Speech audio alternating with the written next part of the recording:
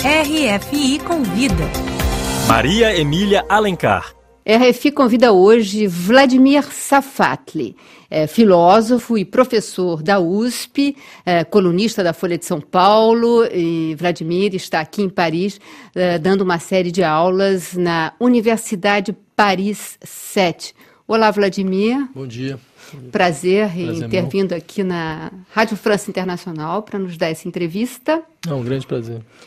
Vladimir, você escreve regularmente sobre política, né, brasileira. A primeira pergunta que eu queria te fazer é o seguinte: qual é a palavra que define hoje a situação política no Brasil num ano eleitoral, talvez ano de todos os riscos? Desagregação. O Brasil é um país em desagregação.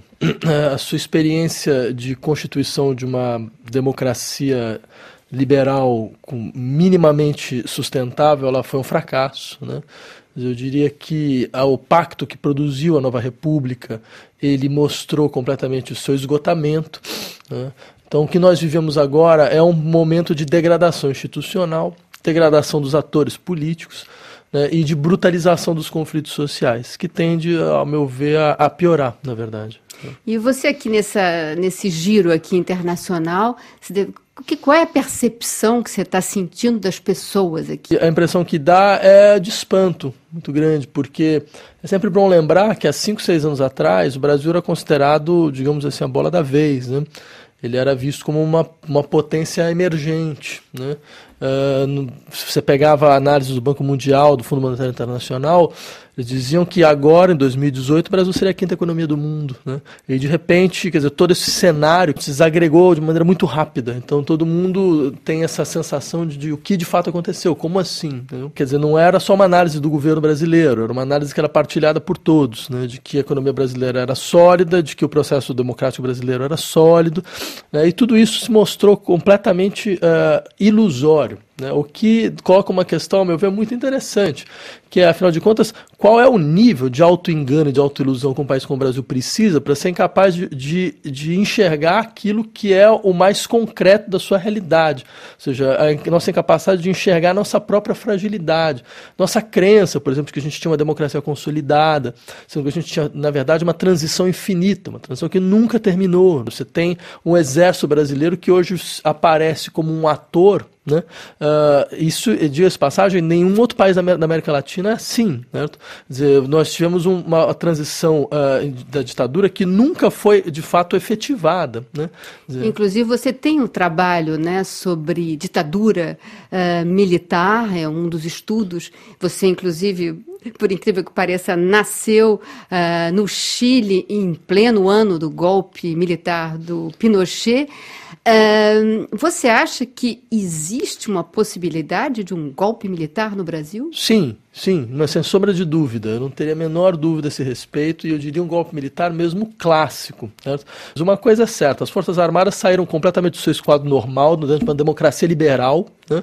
E elas são hoje as Forças Armadas são um ator fundamental da política brasileira. Agora, o fato é, você tem duas possibilidades. Você tem a possibilidade do Brasil se transformar numa espécie de Turquia soft, né? Ou seja, é um país onde você tem um poder moderador que são as Forças Armadas. Então você tem o jogo democrático, que é um pouco uma pantomima, né? Porque você, em última instância, as Forças Armadas definem os limites do processo, né?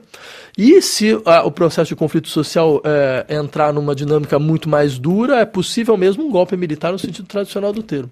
E você tem dito que acha que a justiça faz parte dessa gesticulação que pode gerar o caos e consequentemente, a força militar. Eu diria que o Poder Judiciário brasileiro é a expressão máxima dessa desagregação, porque é um poder que briga entre si a todo momento, certo? E sem contar que é o poder monárquico da República, é o único poder da República que você não tem nenhum tipo de intervenção direta da população, você não tem escolha nem nada. Você acha que tem alguma chance do Lula ser candidato com essa brecha, esse último desdobramento aí da segunda turma, né, do Supremo Tribunal, de transferir parte da delegação premiada da Justiça de Curitiba para São Paulo? Existe alguma alguma chance? Não, nenhuma chance. Eu lembraria que, inclusive, há 2 anos atrás, quando o impeachment ocorreu, eu havia dito que o Lula seria preso, né? Porque o processo era claro, né? Não haveria paralisia dentro desse processo. Eu insistiria só num aspecto. Quer dizer, a partir do momento em que advogados de defesa do Lula foram grampeados, né, pela justiça, que é uma coisa impensável, absolutamente impensável, o Estado não pode grampear o teu advogado, certo? A partir do momento em que conversas dele com a Presidente da República, ex-Presidente da República, foram grampeadas e foram divulgadas no mesmo dia, horas depois, em cadeia nacional, certo? O processo se transformou num processo simplesmente político, né?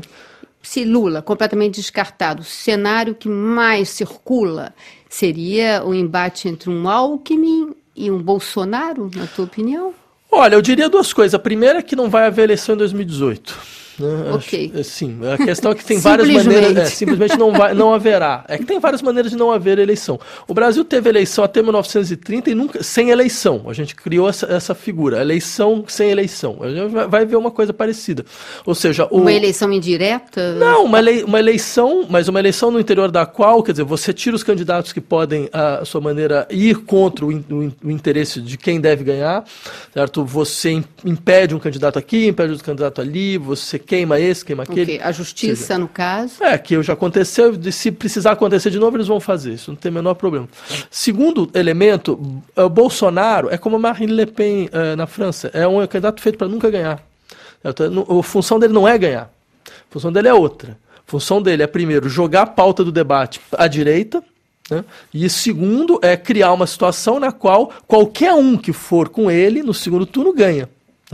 Então, que é um pouco o cenário que a gente viu na França, o cenário do Macron, ou seja, alguém que não tinha base política nenhuma, certo? Mas ele passa para o segundo turno, dentro com uma anticandidata, ele ganha. Muito obrigada, Vladimir Safatli, filósofo e professor da Universidade de São Paulo. Eu que agradeço, muito obrigado.